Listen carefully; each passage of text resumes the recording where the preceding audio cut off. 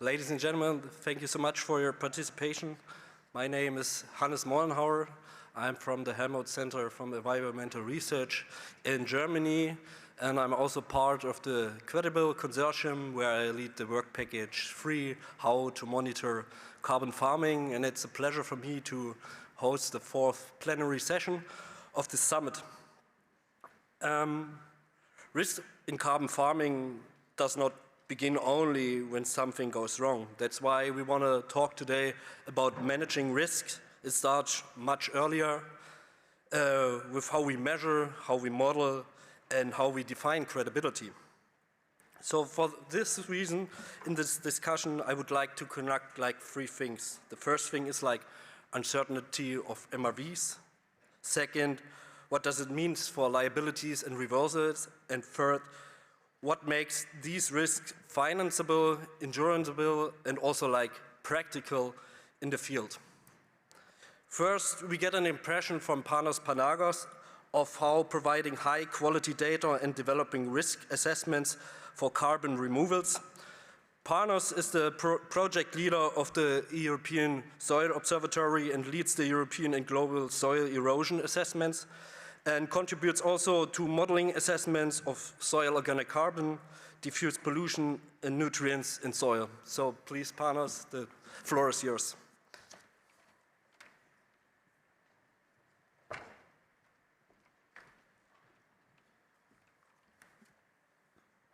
Dear colleagues, thank you for being numerous after the excellent lunch. I hope that I will manage to simulate, to make as much as exciting my presentation. I know it's quite a difficult moment. There will be many technicalities. The topic is quite hot, but I hope that can be also challenging. So just to find my way on how we can change the slides.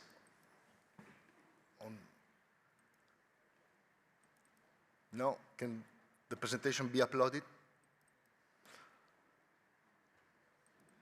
Okay, so we'll speak about this hot topic of how we can provide, how the EU Soil Observatory provides high quality data, and of course how we develop risk assessments. It's not a one-man show, it's not only my work, it has been done with the excellent contribution from my colleagues. Emanuele Lugato is a well-known scientist on carbon, particularly in agricultural soils, Mirko Migliavacca as well in forests, but as well Cristiano Balabio in geostatistics, Timo Brer as well, Daniele Marinelli and Mark Pickenbeck, that I would like to thank you.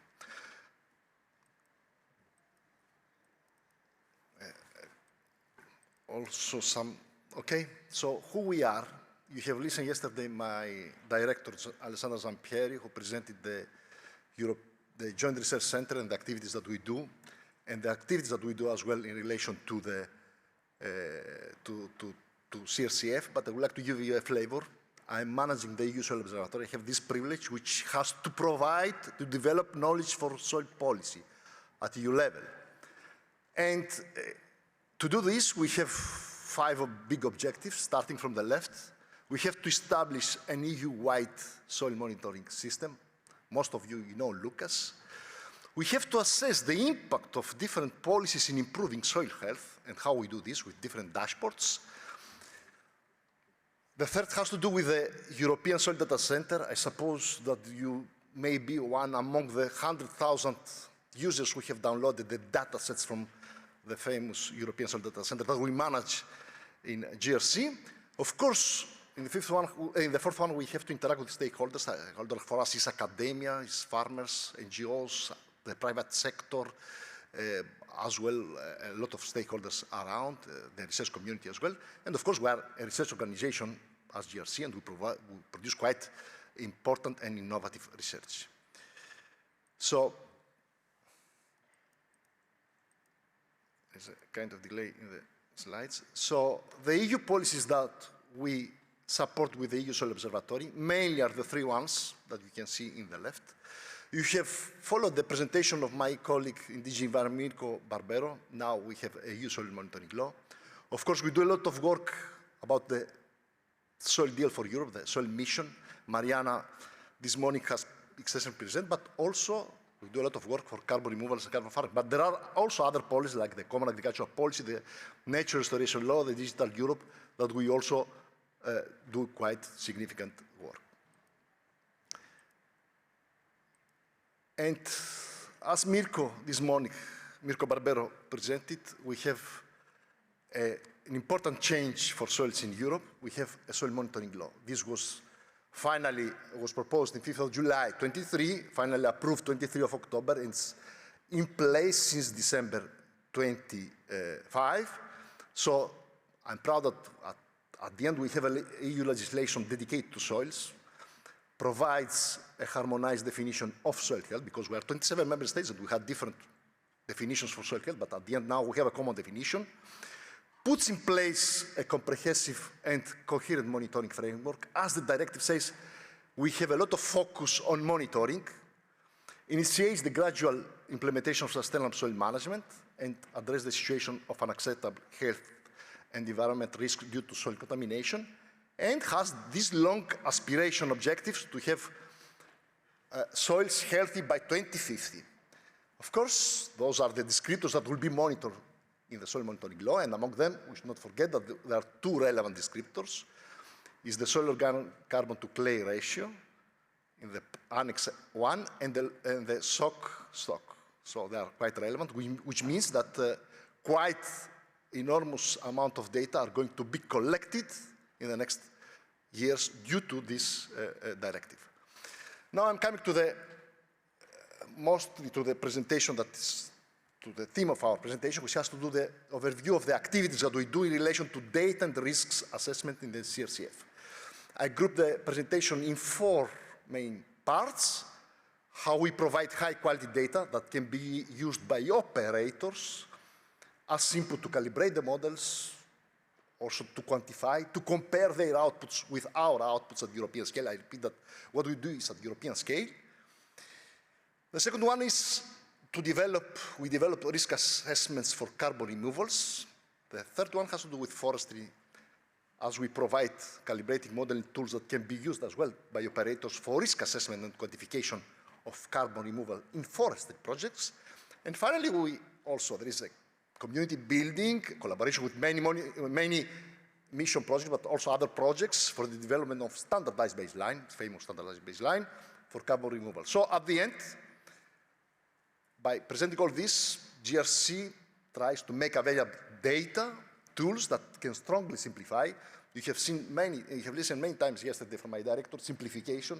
We try to simplify the several steps in the certification process, practically risk assessments, quantification, and monitoring and model calibration, and to lower the burden. I mean, not to have so many obstacles in the work to be done. So everyone, I suppose in the room knows very well Lucas. Lucas is till now the widest, the most well-known soil monitoring scheme that we have in Europe. It's, I could dare to say, the most successful projects that we have done, because we collected enormous amount of data and we make them available to everybody. So practically this means that we manage in GRC the whole chain from the field where we are going to take, first of all, to select, because it's a huge process. Where are you going to sample? We have to do a process of where are we going to selection process of the points. Then we are going to the field, we select the half kilo based on certificate or certain protocols that are publicly available. And then, of course, we select the properties that we're going to analyze: organic carbon, nitrogen, phosphorus, etc. Many of them. The good stuff with Lucas is that somehow modular, depending on the emerging needs in policy, we can add or remove new aspects. For example, biodiversity has something was emerging, and we have added modules of biodiversity in 2018 campaign. Now PFAS, other stuff is more emerging, and we add those stuff.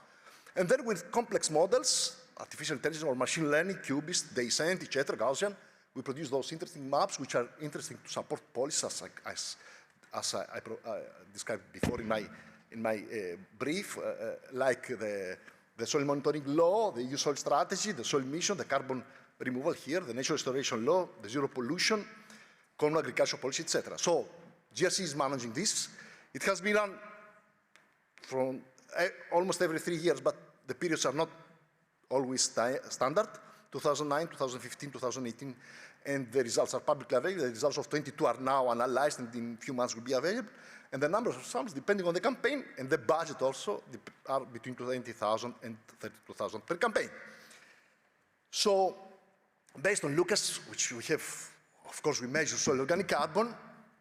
In our group, we follow those two approaches, a model-based approach and a data-driven approach. Practically, model-based approach means that we apply not just one model. We have listened in those days a lot of words about models, which model do I use, this or that, which is better, etc. We decide to use, let's say, a basket of models, Century, Decent, MEMS, now under development, DNDC as well, and we produce the results based on those process models, but as well, data-driven approach means that we have two Lucas campaigns, 2009, 2018, and based on the measured data of Lucas, we try to understand if we lose or we gain carbon. Just a few words about the process-based models. So here, an excellent work done by my colleague Emanuele Lugato, who this biochemistry model framework, which at the end estimates the carbon fluxes, and not just estimate the carbon fluxes with descent, it puts as well the different policy scenarios if we apply cover crops, reduce tillage, no tillage, data that coming from Eurostat, and based on this management and policy scenarios, we see that we lose carbon, even if we apply those management practices, around 4.3 million tons per year. This is the average loss. But without any management, this is double. I mean, the losses are double. Well documented in almost 3 science and nature publications, all this work during the last years. In the data-driven approach, as I said, we try to compare the results from 2009 and 2018, and we see the differences, and again, the results are not positive. I mean, we lose 0.75% between 2009 and 2018. This is the pan-European picture. You can see locally some difference. There are a few areas that may gain carbon, but most of the areas are losing. Again, we speak about 70 million tons in the first 20 centimeters. More or less, the results of this data-driven approach are in convergence with the process-based approach that I presented before. So now we go to we have adapted those two approaches, those two methodologies, the data-driven and the process-based approach, to those two methods to make a standardized baseline according to the CRCF needs. And we have created these two scalable, let's say, solutions, two scalable models. And those two scalable models can take into account either pan-Europe as inputs, you can see the middle, either pan-European datasets that existingly are available, or local condition datasets, and can be run at either local or regional scale. So the overall idea is that either with a data-driven approach or with a process-based and an emulator in the down part, we create those results, and you can see on the right the different outputs that come out of these approaches, and at the end we try to ensemble all this in one, you can see on the down right, ensemble of models. So the data will become soon available of this, and as well the methodologies will become soon available. And of course, this can be applied by different operators in their own data, in their own region, in order to produce, let's say, ensemble or one of the two approaches if possible. However, we are not static, and as soon as we receive new data, here is an example of geostatistics, because we put in place the data of 2018, Lucas 2018, and based on this data, we create high-resolution maps of soil organic carbon, 0.20 centimeters with cubist, 100-meter resolution with high validation metrics of 0.78. Covariates used are climate, vegetation, and source of covariates, Sentinel-1, Sentinel-2 Landsat, called CLIM, etc. And those data, of course, now are under revision and can be available, will be available through our portal, and can be used for model initialization, model calibration, model quantification, and model intercomparison. So it's an ongoing process that anytime we receive new data, now the 2022 Lucas data will become available, will develop similar as well. So I finished with the data, now I'm going to the risk. So this is the shock risk concept that we have developed in our group, and it's well documented in the publication, Nature publication that we published just 1 year ago, of March 25, and practically follows the IPCC framework, which means a combination of vulnerability, hazard, and exposure. And as exposure, we propose the shock stock under the agricultural soils.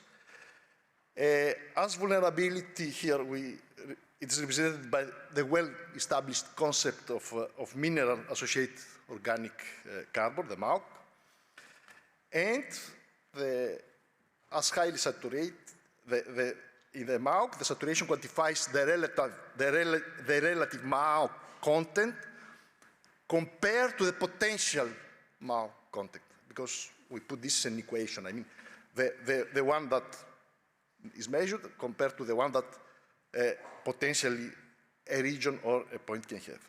So, for highly saturated means that there is less stable form of organic carbon.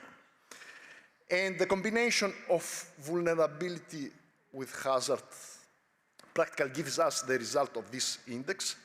And as for hazard, we consider, I mean, the driving force here is the causes of shock losses. And we cannot distinguish, we cannot distinguish the natural ones with the anthropogenic ones. So practically, we include in this driving force both the natural and the anthropogenic ones, which can be climate change and land use change and the management scenario. So the lower, of course, is the saturation, the more protected is the carbon in this example. And of course, the combination of vulnerability and hazard gives you the risk. All this is well documented in the publication that I showed you before. Of course, as I said before, we have the Lucas 2009-2018 data, and the innovation in this work that I showed you before in relation to risk is not that we applied the MAO capacity, the maximum MAO capacity at European scale at once. We differentiated it. We differentiated it because we know we didn't want to penalize certain areas. And we differentiate it based on a clustering approach. Clustering approach means that we have done 16 clusters based on different soil properties, pH, aridity index, net primary productivity, and landform. You can see the clusters on the right. And for each of the 16 clusters, we calculated the maximum MAOC to provide somehow a regional and tailored value of the saturated conductivity. This was the quite interesting innovation in this work. And all these results now, we make it available in a dashboard. It's just released. We combine practically the hazard and the vulnerability in this index. This is shown in interactive way in the EUSO dashboard. It's in the EU Soil Observatory. We have the famous soil degradation dashboard, but now we add this for the needs of the CRCF, because we are supporting with this dashboard as well the delegate act that's coming. And of course, it's a beta version. It's going to be improved with many additions. We show all these layers that I showed you before, and the 4 classes of risk are available. I mean, starting from high risk to no hazard. High risk means both high shock losses and high saturation. And at the end, in the best option, in the no hazard, means that I have gains of carbon and low saturation. In between, we have the 2 other classes. Of course, this dashboard is available. We can somehow interact with this, but we hope to make it even better. I proceed to the third part of the presentation, which has to do with forest. Thanks to the work of Mirko Mirjavaka, who is here, we provide as well similar to what we have done before with agricultural soils. We provide the risk assessments for the afforestation projects, and the methodology proposed 2 steps. You can see on the blue dashed ones. What are the 2 steps? Is the 3 species, the identifications and suitability of species, of 3 species. And in this first block, we take into account the suitability of the species, because you may plant a tree, but may not be suitable for this area. And of course, the climate scenario, because you may plant a tree, but in some years, this tree may not survive because we have climate change and we know the projections. And the second blue box has to do with the assessment of disturbance regimes, which has to do with return period and intensity. For example, how much disturbances will impact in loss of biomass, or how much will be the disturbance in a specific area. Of course, in the intensity, we have to take into account different type of events like windstorms, fires, heat waves, and apart from the intensity, the return periods are very important because those events can be repeated quite regularly or not regularly. And the first release of this EU-wide version of this EU-wide dataset is the first version. Now we have released it. In this version, we describe the methodology. It's in a preprint. You can see it below. It's spatially explicit at 35 kilometers. The risk indicators are mapped. And of course, we expect that apart from the preprint, this can be published as a publication. You see, with the colors, we follow the same concept of the risk that I showed you before. I go towards the final part, which has to do with the contribution of the soil emission projects on capacity building, etc. Mariana presented this morning the importance of the soil emission. GRC is supporting fully the soil emissions in the integral part because we are responsible for the 3rd building blocks. In the mission, we have 4 building blocks. The first one has to do with research and innovation, practically data infrastructure, knowledge management, business models, innovative technologies. The second one has to do with living labs, a network of real sites to test and demonstrate solutions. So we expect that by 2027 we'll establish 100 living labs in place. And the third big block that GRC is responsible for harmonization of indicators and measuring of reporting soil health at EU level. That's why we have developed the EUSO dashboard. We're responsible for developing various data sets. We're proposing indicators as well. And the third building block has to do with awareness, soil literacy communication and citizen engagement. There we are as well somehow involved. Regarding the third building block, and in specific to soil organic carbon, we know that in the soil emission there are projects present here as well. MRV for SOC, MARVIC, OGCR, a new project, CAFAMORE as well. And we have certain collaboration with those mission projects. And I give you a concrete example. So practically, we want to compare our pan-European results with local results because somehow we want to validate to see if our results make sense, what we do, or are completely out. So practically, thanks to the MRV for SOC and MARVIC, we receive data for 6 regions in different climatic conditions. You can see quite sparse: Spain, south of France, Italy, Belgium, Netherlands, etc. And for those case studies, we compare with our results, with our baselines. So, of course, the main inputs and outputs in this intercomparison are quite interesting because you can see that somehow you may have slight differences or big differences, and important to know why you have differences. And differences are for 2 reasons: either different models or different inputs. And we want to improve this intercomparison sometimes by aligning the inputs. I mean, the inputs that they use, we try to use in order to see if we can somehow align, or if there are other structural changes. So we have calculated the standardized baseline in those 6 areas, as I said before, and we align the input values. And you can see that the results are not bad, we're somehow aligned. There are small differences, of course, and we'll continue this exercise with more data, more input that we may have from mission projects or other projects. So I think this is quite valuable and should be continued in this for the improvement of the standardized baseline. Practically, we have also a paper under review on this topic. So finally, I want to mention that all this data, all these outputs are available in the European Soil Data Center. I hope you know it. We have more than 160 data sets available, 700 maps. It's one of the highest visited sites in the observatory, so 15,000 data downloads per year. That's why I expect that you are some of our data users. Now we move to a new area because data are coming to SDAC 2.0 because data are coming from mission projects and we expect to have more and more data. We have built a catalog together with SoilWise, so it will be a catalog, a metadata catalog. Practically the projects of the soil mission projects are advised to put their data open access in Zenodo and then put a metadata record that everybody can access this. And we expect as well with the soil monitoring law, we have an increased amount of data sets available for the users. So we expect by 2030 in SDAC 3.0 to have a kind of first-stop shop for all this knowledge. Thank you very much for your attention.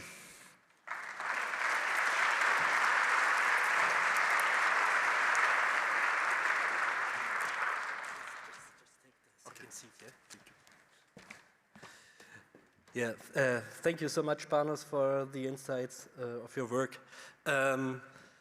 I had the pleasure yesterday in the evening to meet already the panel, and we started to discuss many things. Unfortunately, Panos was not able to join us yesterday in the evening, so we decided for Panos and for you guys to continue our discussion today. And so I have the pleasure to introduce the panel. First, I want to introduce Alexa Meyer-Bosse. She leads the nature-based risk solutions at Munich Re. She's the senior underwriter in agriculture, forestry, carbon, and parametric insurance. She specializes in assessing production risk and structural risk transfer solutions, and she's also an active family farmer. Welcome, Alexa.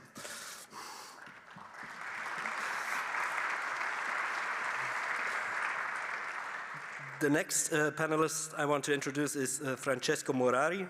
He is professor of soil and water conservation and soil physics in the University of Padova. He's also adjunct professor at the crop and soil department in the University of Georgia in the United States, and also the director of the experimental farm of the University of Padua. Warm welcome to Francesco.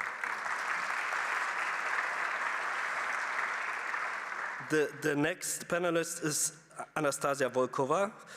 She's the CEO and co-founder of the Regrow AG, and with more than a decade of experience in academia, business, and creating innovative software, she is one of BBC's top 100 women and is also on the Time 100 Next list. Welcome, Anastasia.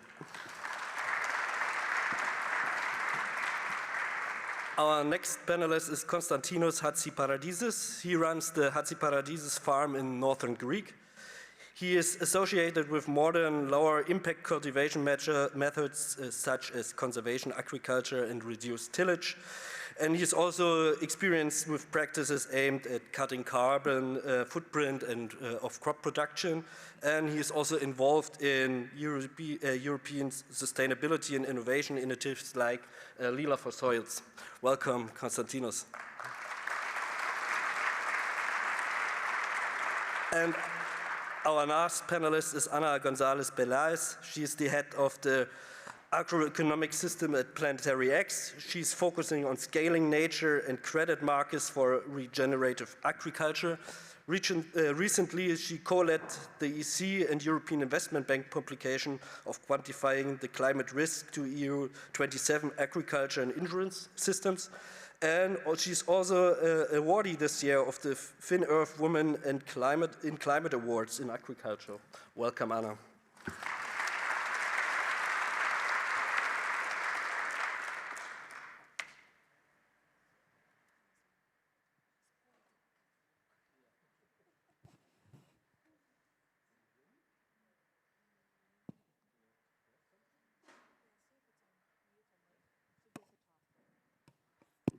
Yeah, no, it's working. Before we start the discussion, I wanted to also introduce the mentee to you. I don't know if you can now put up the slide. The idea is there are no questions from our side. It's about questions from your side. So you will be able, when you follow the link, to enter questions and also to rate questions. And if we have time at the end, we want to discuss the most rated questions at the end of the discussion. So to start the discussion, we want to go first to the topic of the MRV uncertainty, and I want to pass the first question to you, Anastasia, because you're directly working with MRV systems. What, out of your point of view, is the most or the biggest uncertainty right now we have? Is it the data, is it the models, or is it the baseline assumptions? Thank you so much, Hannes. Thank you, distinguished delegates and friends. It's great to be here. I am proud Ukrainian with Greek roots, and I'm sure my mom will be very proud when I tell her that Konstantinos was with me here. We represent. But at REGROW, we monitor 52% of the world's arable land down to field level, and many years of history, as many as 7, cover most of European countries. And so the information that I will be sharing today is informed by that experience and by a lot of regenerative agriculture projects that we support our corporate partners and their supply chain partners to run, which we're very proud to be in that position. Hannes gave me the easiest question of the panel. It's on the uncertainty and attribution of the uncertainty, the inputs. So let me step you through it. So what does a modern end-to-end digital MRV look like? It's a mature enterprise software that performs everything from enrollment of the farmer to measurement, monitoring, reporting, verification, and support of the audit. All of those steps are highly automated, highly QA'd, QC'd.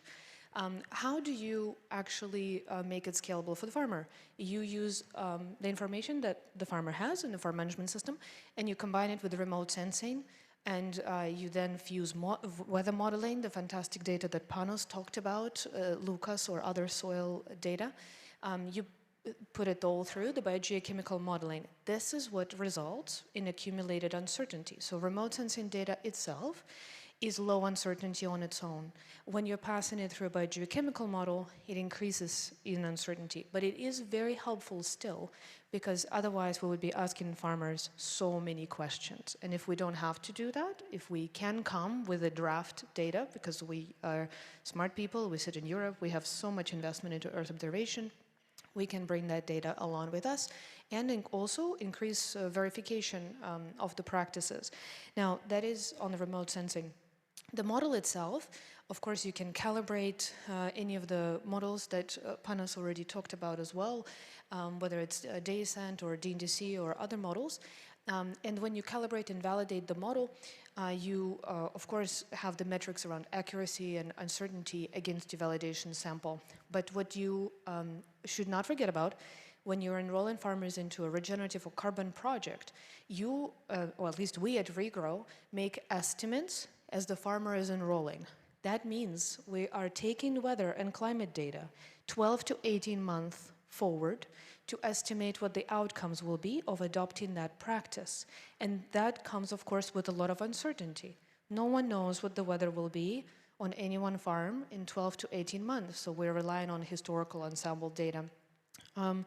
Lastly, I would say the baseline is also where uncertainty hides, because for baselines, which is, again, brilliantly supported by GRC, developed for the CRCF. What we see also at REGROW is that remote sensing can really help to understand the historical practices, but we don't know how much fertilizer is used on every farm. You have some remote sensing indicators of oversaturation and nitrogen in crops, but you still cannot deduce from that what was the volume of synthetic nitrogen used on the farm. Of course, progressive farmers are cutting it, but we cannot say exactly how much, so we instead have to use statistical data. And that statistical data can introduce a bias to the model. It's the first time I use the word bias as opposed to uncertainty, because it's a flat assumption that in Italy, for example, when it rains this much and when the crops look like this in remote sensing, it probably used this much fertilizer based on the 5 years of history that we have for that field. It's better than nothing. It's a good and well-informed agronomic assumption, but then that needs to be confirmed by the farmer so that the data is more accurate, uncertainty is lower. I think I've covered all of the data and uncertainty, so thank you so much. Don't ask me to elaborate more. No, it's good, it's fine. I really wanted to hear, for instance, what Francesco or Panos from a, let's say, scientific point of view. Do you share this diagnosis of Anastasia, or do you think maybe from time to time the uncertainty is underestimated from the stakeholders? Okay, thank you for thank you for the question. So, I mean, so I, especially for modeling, so I just distinguish, I split so people in modeling believers and modeling no believers.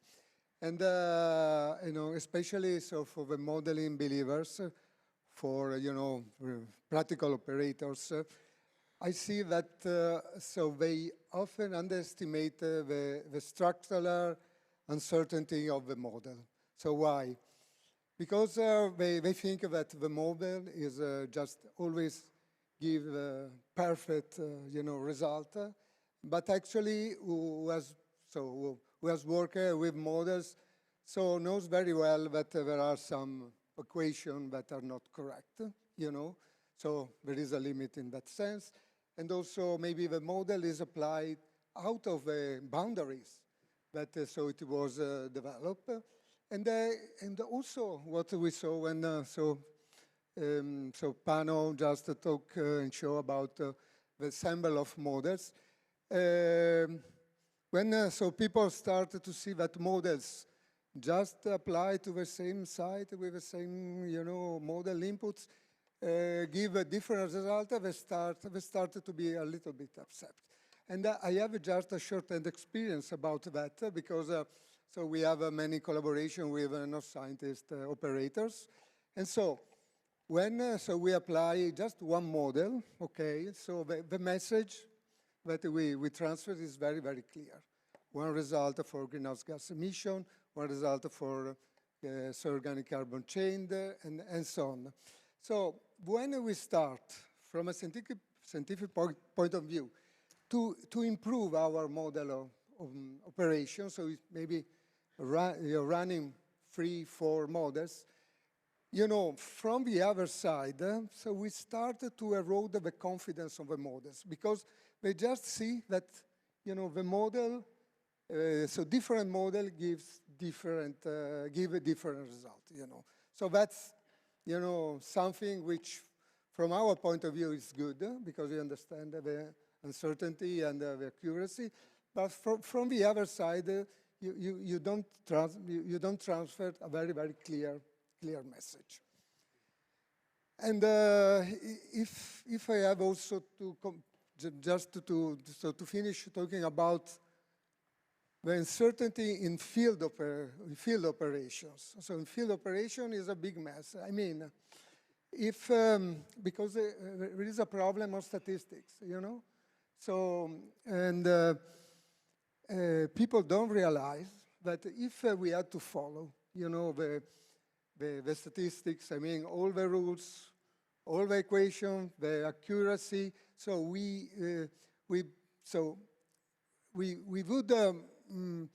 would need just to collect hundreds of samples just to have an accurate result. But for you know, for the farmers or for the operators, just 2 or 3 samples per hectares are enough. So we need to find a balance in that. You want to add something, Panos? Go ahead. If I can back up a little bit, also to make some things more clear. I mean, I'm a modeler, but doesn't mean that I'm a fan of models and the model can do everything today. And we just should leave the machine to decide. We are living in the artificial intelligence epoch, and of course, everyone can put thousands of samples in a computer and produce a nice map, but it's not the reality. And we hope that we cannot, and I hope that we cannot base our policy just in just those outputs. We need, of course, the human and the expertise, I will underline this, the expertise evaluation here. So practically what I presented before, it means that has been filtered, has been discussed with experts, agronomists in my group, and they have, of course, evaluated from this aspect.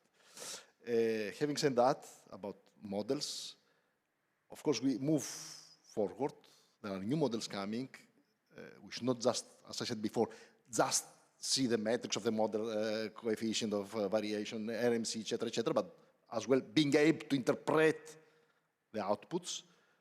Model benchmarking, very important, of course, to benchmark and to see it's an important operation. And of course, to identify the critical inputs of models and to improve the inputs. Compared to 10 years' time, where, I mean, the data inputs is a completely different landscape. We speak about remote sensing data that are available from Copernicus on higher resolution and different types of input data. One point. Second point, we speak about parcel data that are becoming more and more available. And third point, of course, management data, which are, of course, management practices that are available in the field are becoming more and more available. Those three, the combination of those three things increase, of course, the accuracy of inputs and, of course, makes our model more trustable. Thank you. Okay. Thank you, Panos. So we heard a lot of reasons why uncertainty is inevitable. So, but the real question is for me then right now, when does uncertainty start to undermine the credibility or the value of a project? So this is an open question to the panel. If somebody wants to have a little short statement on this, would be happy to hear it. It would be great for me to come back with some numbers on what gentlemen shared, because the application of this in real world, of course, is, and the question to the panel here demonstrates that we all want to decrease risk and increase resilience for our soils, if they're ours, or ours as a community ours. So I think we're all united by the same goal. The reason I'm centering us around that is because of what I'm going to say next. The projects to transition to regenerative agriculture, when they get larger, and this doesn't mean that we need to have every single farmer, it's the law of large numbers. Having a lot of farmers in a specific area, in a specific country, even if they have small parcels, above 5,000 hectares, everything is equivalent. You literally squeeze the uncertainty. And at a very large scale, what we're seeing at Regrow, when the projects get calibrated, validated on the model, and then audited, we're seeing that with a few crops in the rotation, I emphasize the conditions that I'm going to put into this sentence, few crops in rotation, large-scale project, we see uncertainty shrink to below 3%. 2.78 is what our largest project has, and it's millions of acres. Average uncertainty with slightly different parameters would land between 5 and 8%. This is economically extremely viable. It means that your buffer pool is pretty small, manageable, and knowable. To answer, Hannes, your question, when does it become too much? So how much is what I just mentioned? It's actually not that much. Of course, what I'm talking about is large-scale projects. All the comments previously on the panel were valid in previous days, that if you have a small project, you can just soil sample, you don't have to model or remote sense. But what becomes too much is when the uncertainty is either not disclosed or not quantified. If we don't know what we're actually dealing with. Then the other element I want to bring is that there is clear regulation on confidence intervals. And if CAR or Vera say it's 30 to 33%, we're sure that CRCF will support, or we're hoping, it's a reasonable thing to do, to support those certification frameworks. And with these two pieces of information, we know exactly what to do. We know what the model uncertainty is. We know that with more data, everything is more cost-effective because we have the law of large numbers. And we know what to do with that data when we hand it over down the supply chain so that Konstantinos and other farmers can get remunerated higher. The reason we talk about uncertainty is because it's a deduction from the credit. So if you bring your own data to a project, any other data too, not just soil samples, management data, it means that you should improve the confidence, lower the uncertainty, and you should literally see higher payout. Do you want to go ahead, Konstantinos? From a farmer's point of view, the risk of something new and the uncertainty that these have is something important. And also, probably the data that the farmer has to manage is something difficult, not always, but it can produce fear for extra work already in an environment that we have to do many things to our business. So, except for this, something important is how this data can be absorbed by the farmer and understand. So the part of knowledge and believing for the transition is something important for the farmers, for sure. This is my perspective. Yeah, thank you so much. So we have already a first tension that uncertainty is normal, it's there, but markets and farmers, they need somehow kind of threshold to work with it to make it practical.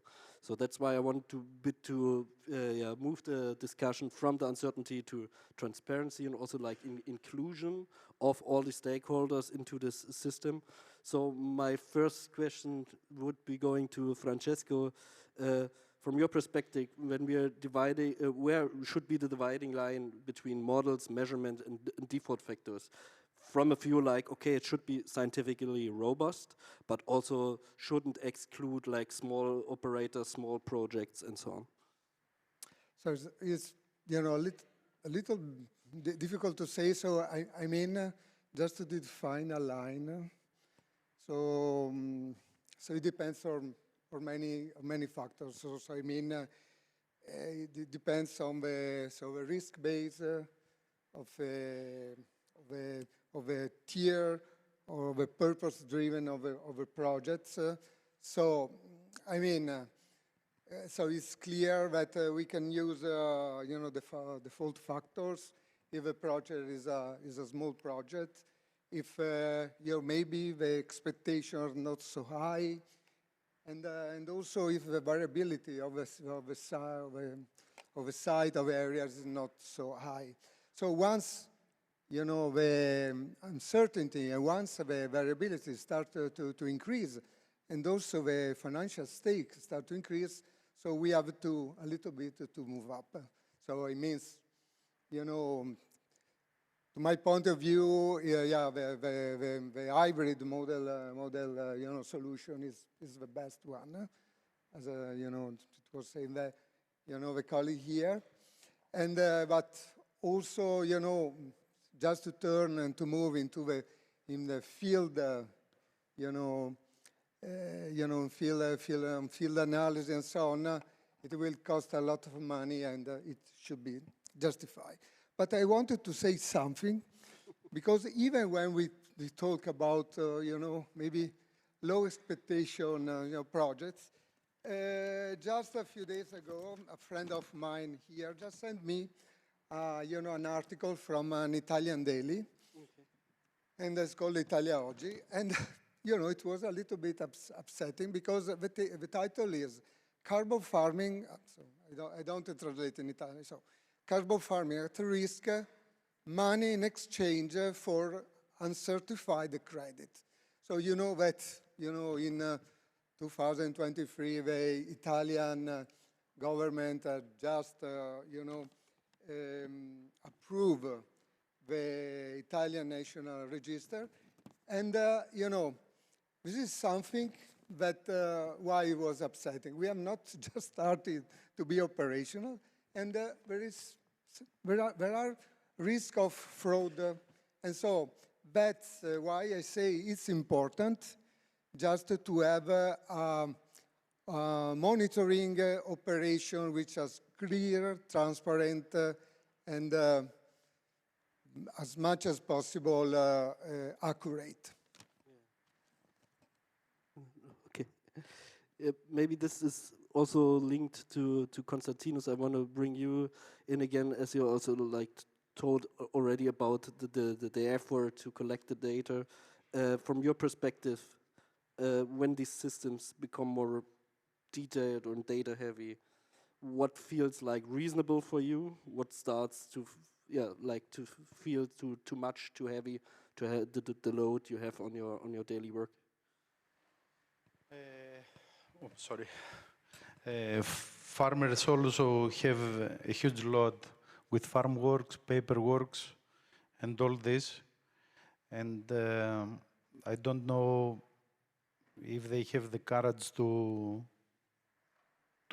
manage more infos. it's a little bit difficult, at least in my region, in my country. It's something that we live with it.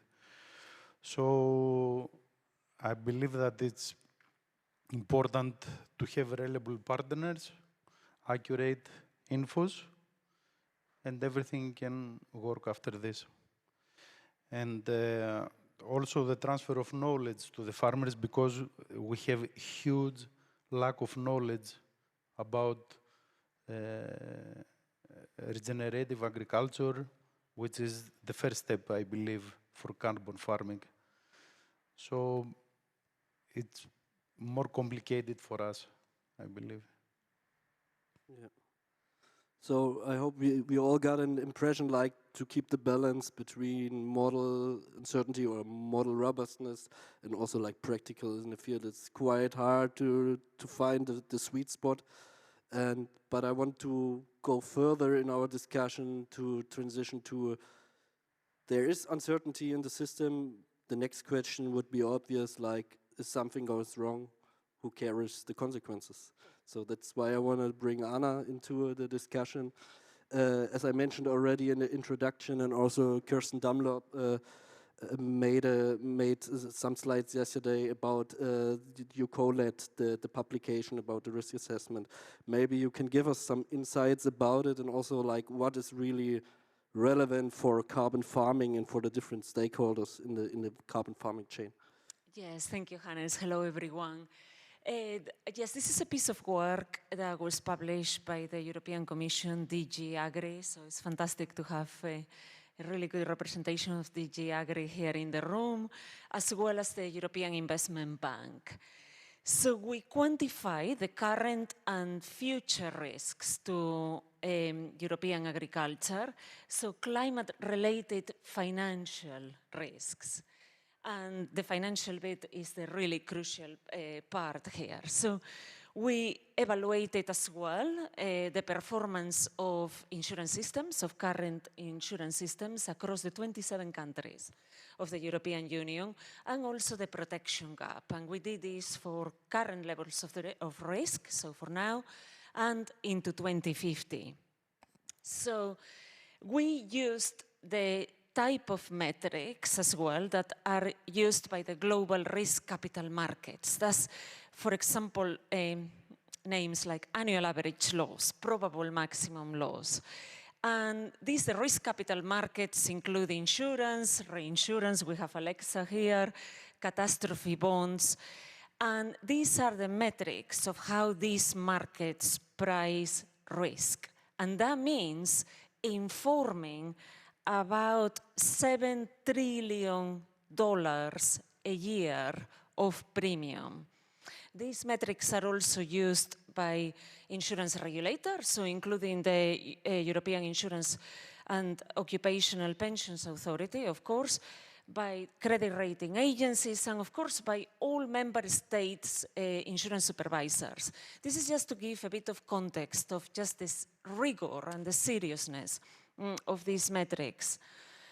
There are, of course, many methodologies to understand risk, but only these ones translate into financial protection products. And these metrics reflect current levels of risk, not only historic risk, but what are the levels of risk at current conditions. And we apply the same thing into the future.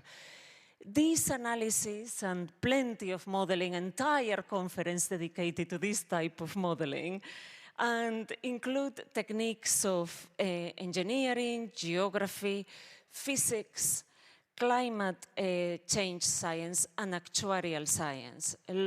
Many different streams involved here.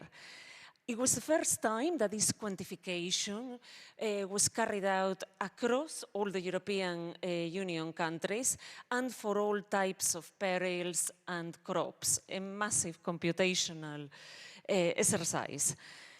In terms of extreme events, of catastrophic events, we quantified events that in 1 in 50-year return period, so 2% annual probability of occurring, Of course, it is not the most extreme scenario. And for example, regulators ask insurance reinsurers to have enough capital in their reserves to cover 1 in 200-year return periods. So that's 0.5% annual probability. So 2% is not that much of a catastrophic extreme year. Even then, just sharing here quickly some of the results that we have. The current annual average loss in European agriculture is 28 billion euros. It doesn't mean that Europe is losing that every single year. So there are years that will be more and there are years that will be less, but that's the annual average loss. 28 billion. A catastrophic year at 2% annual probability, 60 billion euros.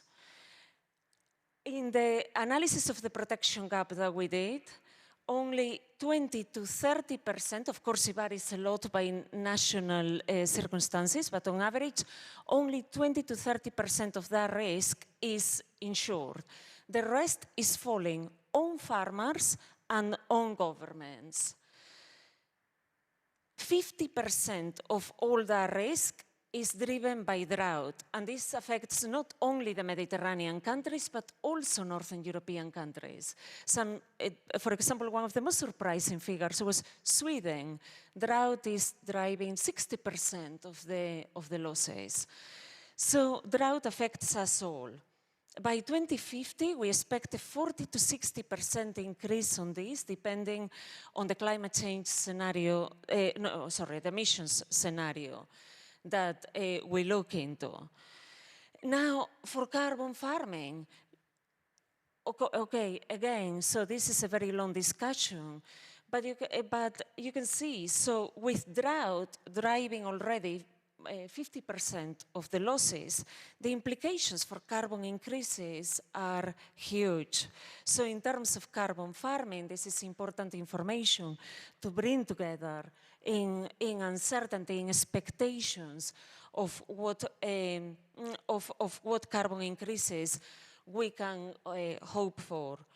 And also, as well, absolutely, on a more positive note as well, I think as well this level of quantification, it also highlights to us that now that we know the level of risk that we have to European agriculture, we also know the level of massive adaptation that very quickly, very rapidly, we need to do across agriculture, starting by soil itself.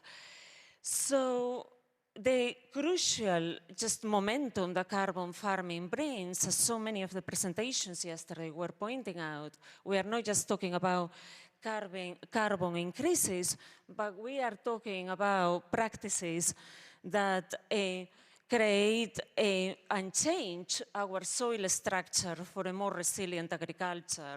And we see now with this quantification of risk, how much we need that. So altogether, I think it's an exciting moment to bring carbon farming, and as Kerstin was saying yesterday, as a positive tipping point into the system. Maybe I want to follow up with Konstantinos. When you hear, as a farmer, these terms we are talking about right now, reversal liabilities, permanence, verification, and so on, what sounds manageable for you, what sounds risky, and maybe what sounds also like not effective?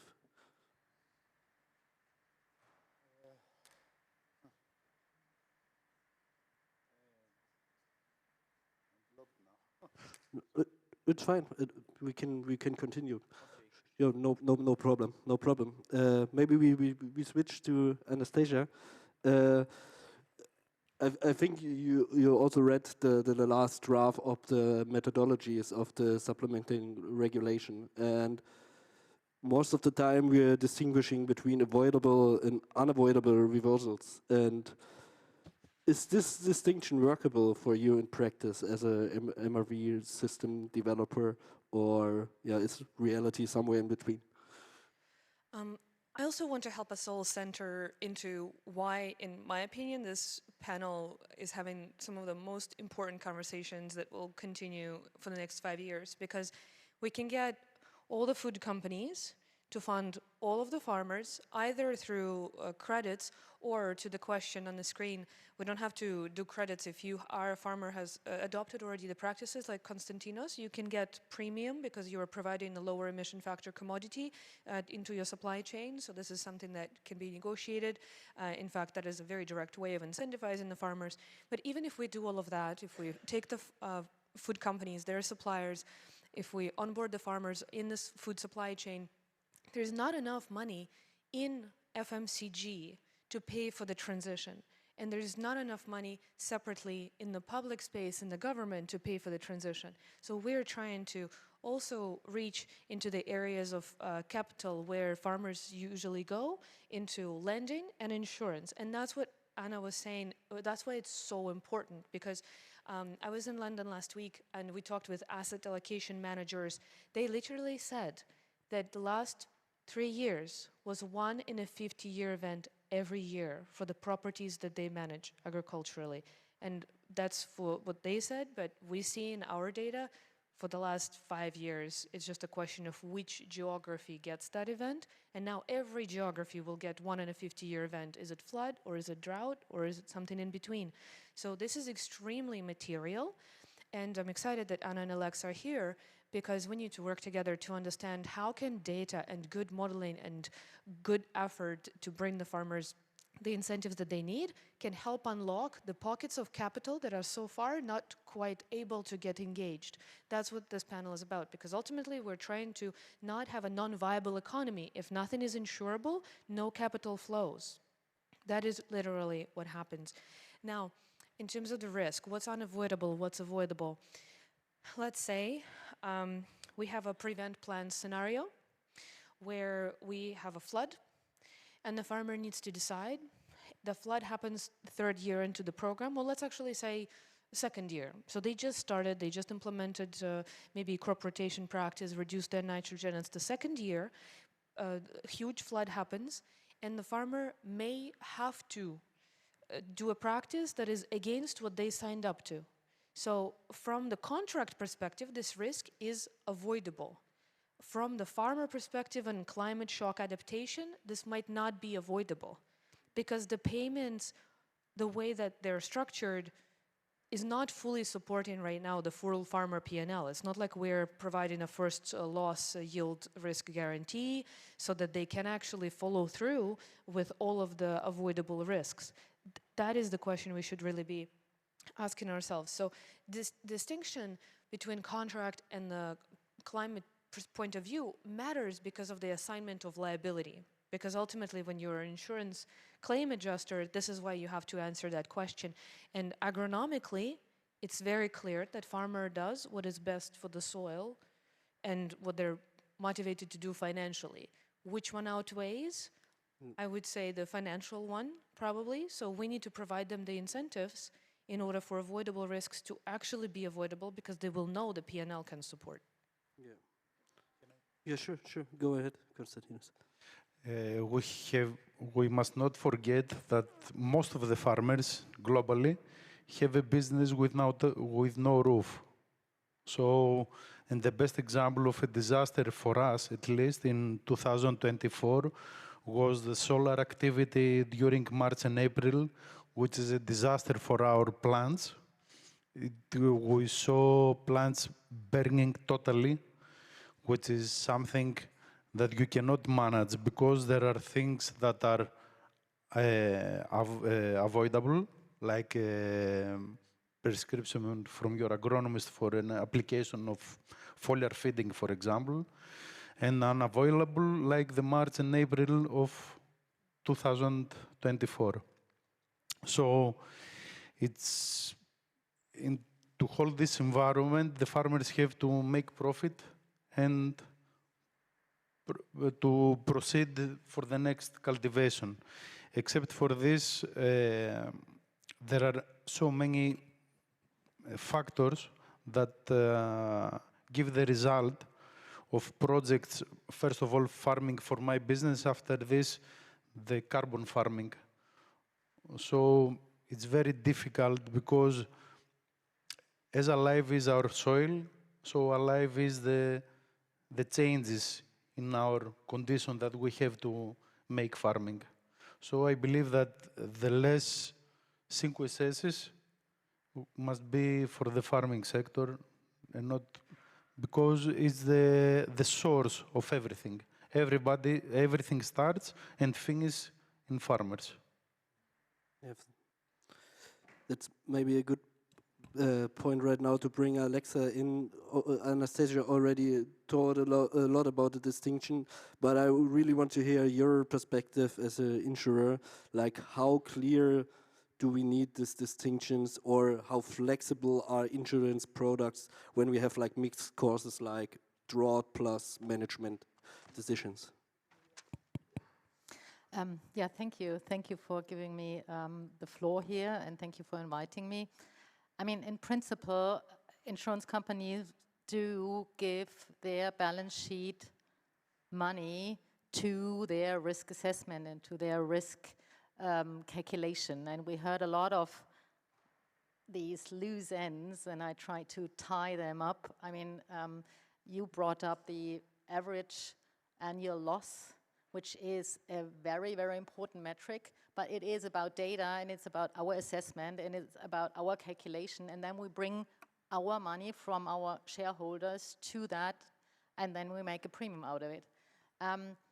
I also heard that liability. I mean, what are we insuring? We are insuring on the basis of a contract, and we have a lot of possible insurance angles here. Anna told about crop, so you can insure your wheat. You can insure your wheat for the yield. You can insure your yield against hail only. What happens, and let's take the very traditional hail-only insurance and make a case here to tie all this. We have a clear peril, which is the hail, which we can model. That goes into your direction. You put hazard, vulnerability, and exposure to the plant. We also use that logic, but we interpret it differently. But coming back to the hail insurance, so we have hail. We can model hail as the occurrence in certain areas, as it happened a lot. We can then put assessment, so we can say, okay, it's maize in June. This is the most susceptible period. So if there is hail modeled in June, it is a lot higher of risk. And then you assess that hail risk in August or September, and then some plants might have recovered, others not. So then the vulnerability of that entire nature system come into play. You might also have an agroforestry system, which we have already talked about, that is less susceptible, less vulnerable to hail, to the crops below there. So you can do something about the vulnerability. So factoring all these three into account, so the peril, in that case hail, the vulnerability in case of, you know, the season, as well as what you can prevent. I mean, there are also, by the way, hail nets out there. So you reduce the vulnerability to a certain, to a large extent. Only if the hail crashes the net, then there is some losses. So you can do a lot in vulnerability. And then, of course, you have the exposure in terms of what value is there. And this is how we think insurance, and this is how we calculate insurance. And then there is a rate that comes into play.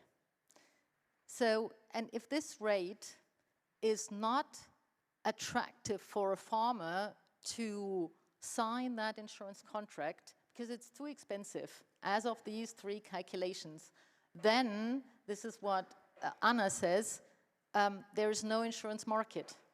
And what she didn't mention is that maybe around 50%, even more, 60% of the European crop insurance schemes are funded by the government in premium, by the way, also in the US, heavily, because the simple calculation of hazard, vulnerability, and exposure is simply too expensive for the farming business. And this is a shame. This is a shame that they cannot manage their risk themselves. They have to rely on subsidies. And this all comes down to whom are we selling insurance to? We are selling insurance to business who managing their risk, and they're managing their risk in reducing the vulnerability and then transferring the residual value to the insurer. This is the concept of insurance. And to also tie another answer, why I refer to Anna, I refer to now Anastasia on your point in terms of, I mean, opportunity cost, right? I mean, what is the most efficient? It is either insurance or doing some other risk management stuff, which is more efficient to it. And now, if we come down to the carbon and why we are here, and tying, you know, that easy and marketable hail insurance to our carbon logic, why we're here is what are we insuring in terms of carbon? And there are already products out there, and you have to distinguish between the phase before certification, so all the run-up, all the costs until the delivery, and then after the delivery, meaning some reversals, but also potentially some climate effects. And that is a tricky one after certification, because then you have the avoidable and unavoidable metric, and this is again where you have conflict of interest as a farmer. And I can tell you, because I'm a farmer myself, eventually my very first target is to produce food. So that is where the money comes from. And if I have to jeopardize some other goals because I'd like to produce food, because I have to fulfill my contracts, then I have to do that. And then I have to compromise on a good soil or a carbon in the soil, which is in a way then measured or non-measured. But I mean, this is where the money comes from, and this is where I do have to fulfill my contracts. And this is exactly what you say with unavoidable, avoidable. You have this opportunity cost. Is it?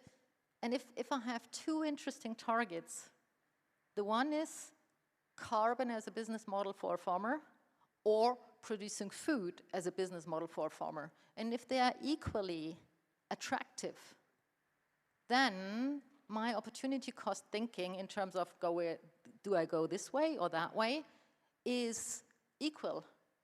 And then I really have to have another decision point. What is the more strict contract I have to breach?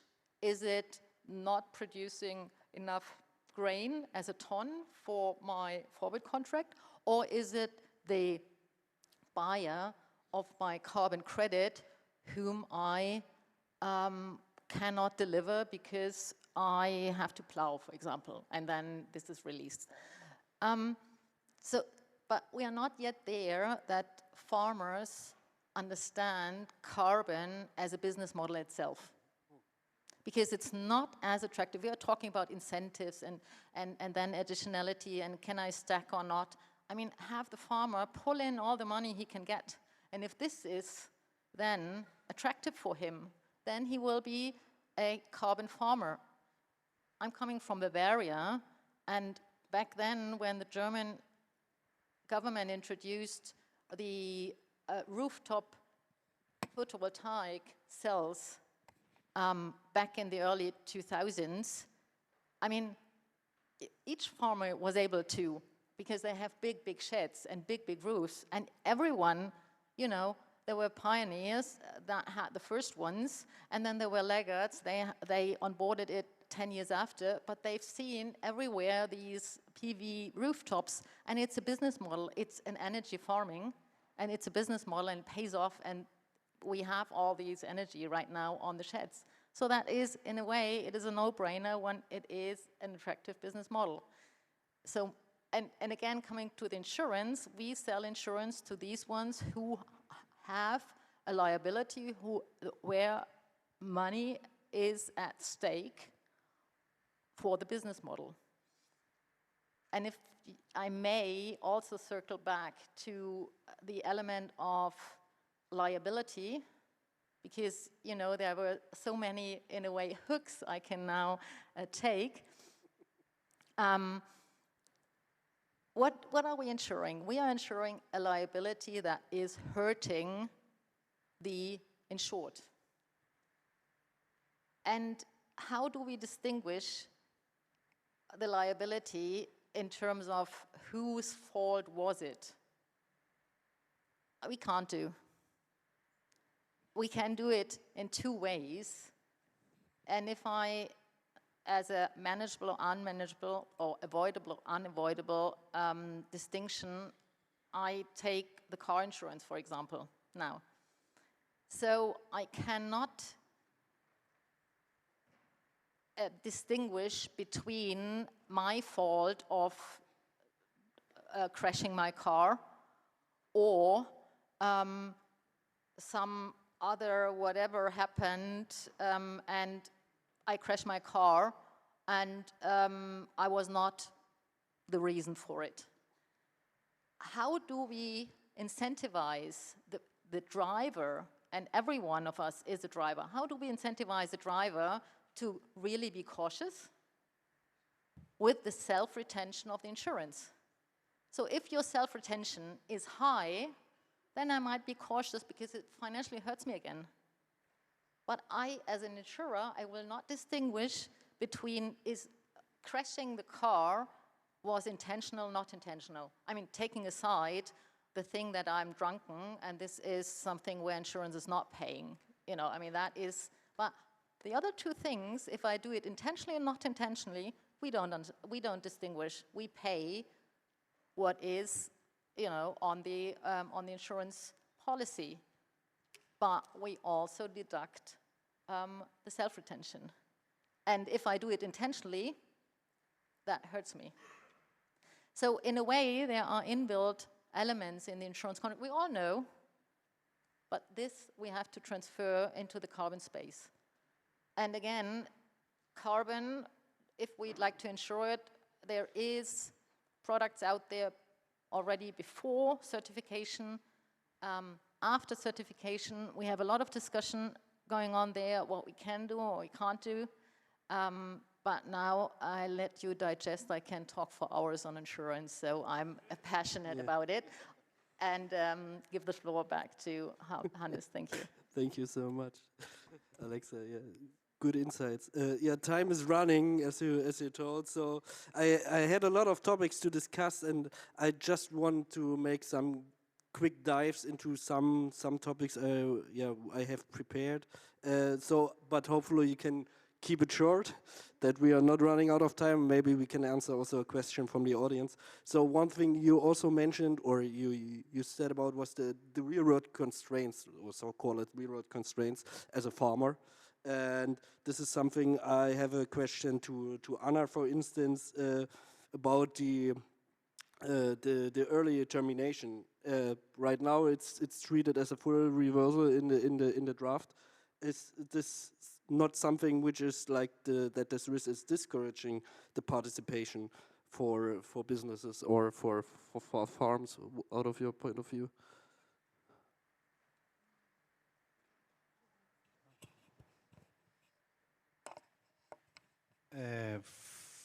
First, we have to see that the cultivation plan and approach of every farmer can change. Oh, I'm blocked, sorry. I'm blocked.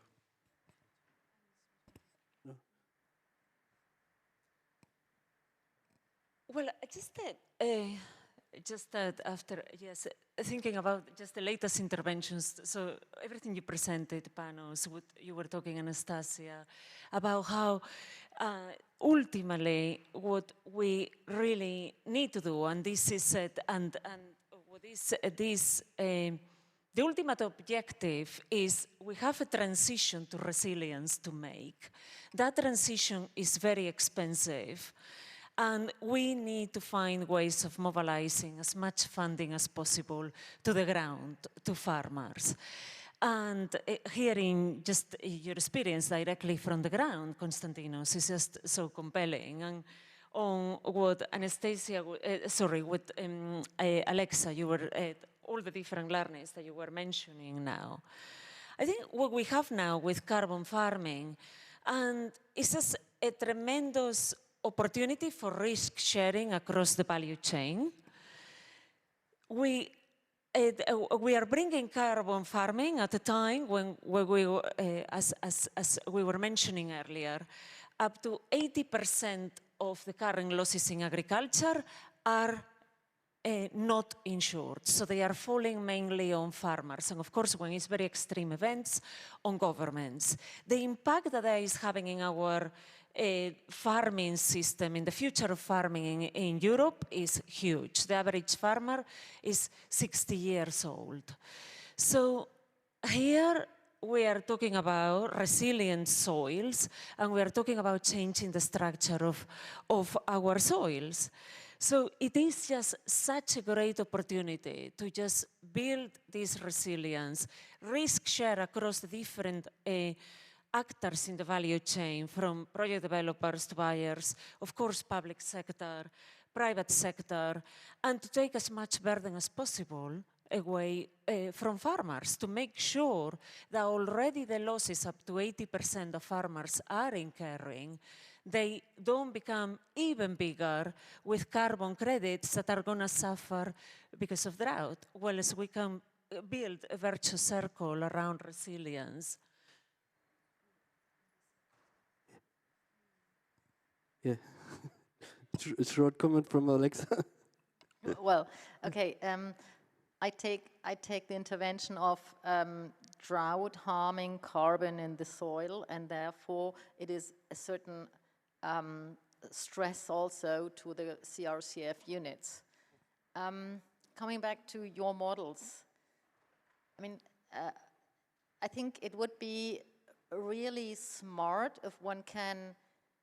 If one has models who model the climate factors as a variability, in other words, as input factor, in a way, if it is dry, i.e. no precipitation, for a certain period, then the carbon in the soil is decreasing by X, Y, Z.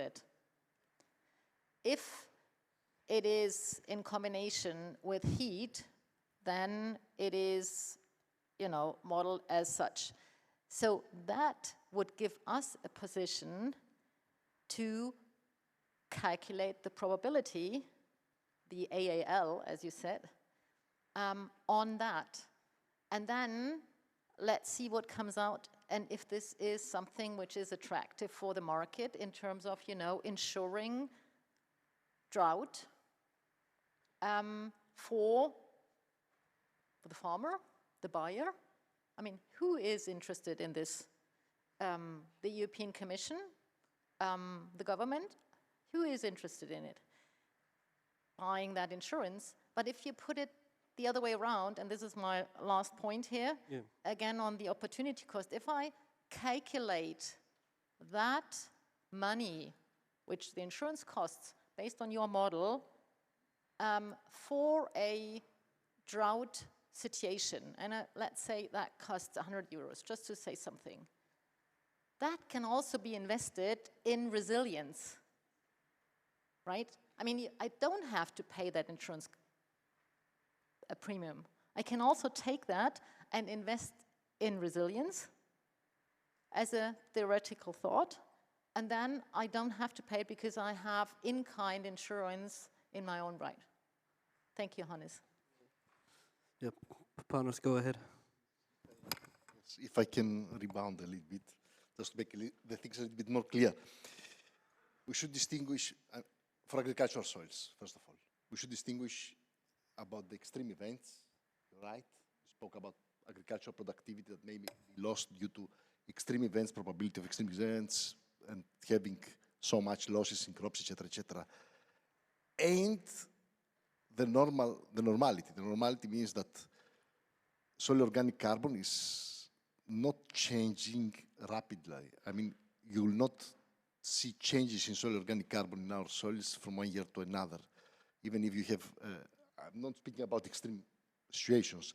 I mean, if you have a drier year or if you have a more wet year, you will not see the change from one year to another. We see this because we monitor our soils with Lucas, that the changes takes place quite slowly. In order to respond to your question, we take into account in our conceptual model that combines vulnerability and hazard, and in the hazard you have seen that we take into account the soil organic carbon losses due to climatic conditions. I mean, there is a climate change, and due to climate change, particularly increase of temperature, we have shock losses in certain areas. So this taken into account, but I'm speaking about the normal condition, not the extreme ones. Regarding the afforestation projects, I mentioned before that the two factors that are taken into account is the intensity of events. Intensity of events means intensity of windstorms, of fires, of heat waves, plus the returning periods of those intense events. Thank you. Thanks. Unfortunately, we are running out of time. I would say maybe we start with you, Francesco, but we make the whole round.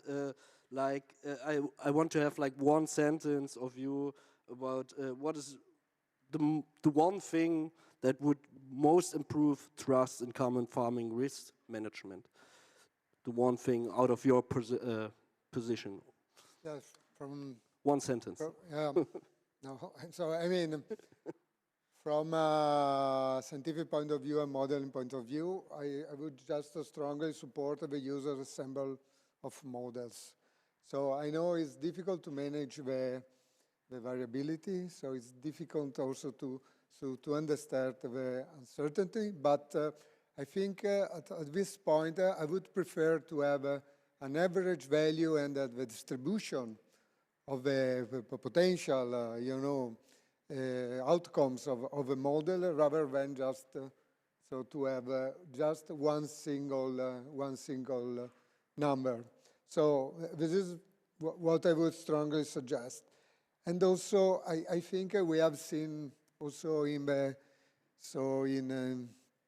previously how much data is coming from this long-term monitoring. And I think, so for next year, we will have a calibrating model, much better calibrating model. So I'm very optimistic about that. Yeah. So let's continue maybe with Anastasia, really one sentence. What would be the one thing to put more trust into the carbon farming risk management? Government-aligned insurance with regenerative agriculture. Cool. Yeah, maybe if you have one sentence out of a farmer's view, what do you think would be the one thing to improve carbon farming risk management for trust, that you as a farmer trust into it? I don't know exactly. I believe that the panelists know better. I don't know what could be like in insurance, because we have so many variables that I cannot be exactly what will be. So it's more like, okay, to have a robust team out of the different stakeholders who support each other, that you can trust your chain in the carbon farming framework. Yes, for sure. Yeah. Only strong relationships can achieve the goals. Yep. And except for this, the farmers must deliver the infos and all the psychology of the soil, because they live with the soil. Except for the data and the MRV, they are science you can understand that the MRV probably cannot find it. Yeah. And except I was looking the Yeah, question. if you want to, perfect. Can I ask Rich, it? you can answer the question. Yeah, Okay, sure. okay. 1 week before, we had the biggest agriculture exhibition in Greece, Agrotica, and it was someone from a company. When I told him that we try with regenerative cover cropping and all this, he told me, okay, he started working with carbon farming, theoretically, as I understood after that, after the conversation. And when I told him that we are 15 years in conservation agriculture and cover cropping and regenerative, he told me, oh, you are the loser. And I say, why I'm the loser? You have to start and plow your fields. And I say, why I have to destroy what I'm trying to fix 15 years? And he say, you must start from zero to see the change and start the carbon farming and take money. But the most important is the living soil, not the result is the carbon farming. If you don't have a live soil, it's crazy. And this category of people are outside and they try probably to do consulting. Yeah. I was laughing, it's crazy, totally crazy. Yeah.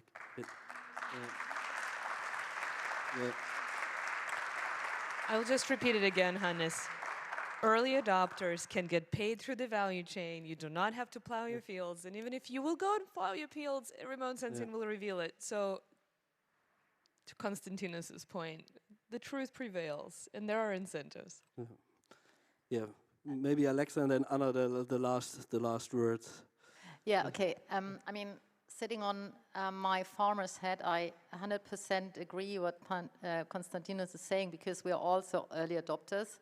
We will not earn any money out of the CRCF, and therefore, and that was also part of Valeria's slide, the very last one, is that there was some very cautious idea formulated that additionality might be rethought, because this is exactly what I think, and coming back to my statement of carbon farming has to be a business in itself, like food farming and like energy farming. I mean, we have to pay farmers for keeping stock. And if they have more stock in carbon, they get more money. And if they have less stock, they get less money. And they have to get that money each and every year. Like insurance premiums, you have to pay each and every year. And this is a constant revenue flow for the farmer, and they also sell their wheat each and every year. So, and then we make it tangible for farmers that there is a constant money flow for carbon in the soil, and then it is closer to a business model, I guess. And then Konstantinos is better off, because he already starts at a higher level to assume revenue. And the farmer understands that. And the counterfactual discussion on baselining and additionality and stuff, they might not understand as easy as, this is the amount of carbon I have in my soil, and this is, I get rewarded. And this is a very controversial statement, I know that. And we are all educated on the carbon market where it was originated. And we had all this education in terms of additionality, and that was really, really important back then. I don't want to really put that aside, but maybe now we can set a second stream next to it to reward also the early adopters.